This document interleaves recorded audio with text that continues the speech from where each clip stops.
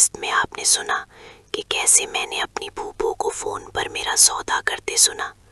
وہ آواز میرے کانوں میں ہتھوڑوں کی طرح بج رہی تھی۔ میں سکتہ میں تھی۔ میرا اپنا خون، میری اپنی پھوپھو مجھے چند پیسوں کے لیے کسی اجنبی کے حوالے کرنے والی تھی۔ اس رات مجھے نیند نہیں آئی۔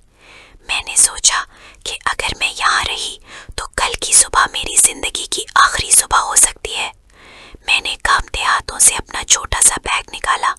اس میں امی کی آخری نشانی، ایک پرانی چادر اور تصویر رکھی، اور کمرے کی کھڑکی سے باہر جھانکا۔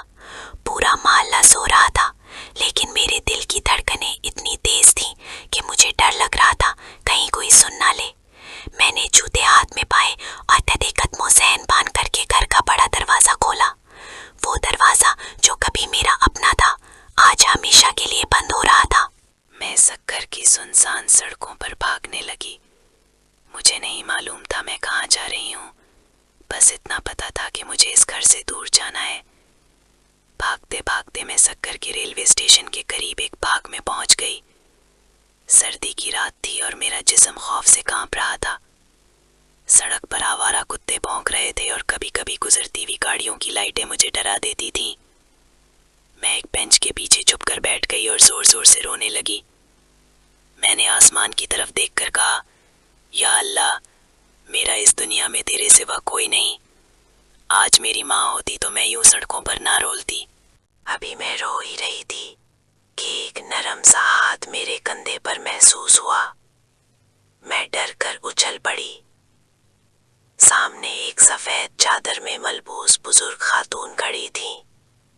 ان کے چہرے پر ایسی نورانیت اور سکون تھا جو میں نے برسوں سے نہیں دیکھا تھا۔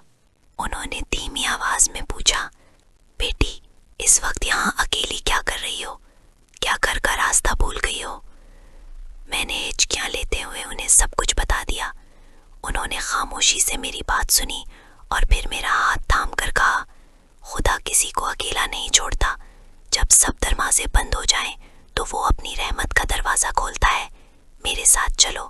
وہ بزرگ خاتون جنہیں سب بی جی کہتے تھے، مجھے اپنے چھوٹے سے گھر لے آئیں۔ وہاں سکون تو تھا، لیکن بی جی کے گھر میں ایک کمرہ ایسا تھا جو ہمیشہ بند رہتا تھا۔ ایک دن جب بی جی گھر پر نہیں تھیں، میں نے اس کمرے کا دروازہ تھوڑا سا کھلا دیکھا، اور جو کچھ میں نے اس کمرے کے اندر دیکھا اس نے میرے ہوش اڑا دیے۔ دوستو، اگلی قسط میں آپ جانیں گے اس کمرے کا راز اور میری زندگی کی ایک نئی شروعات۔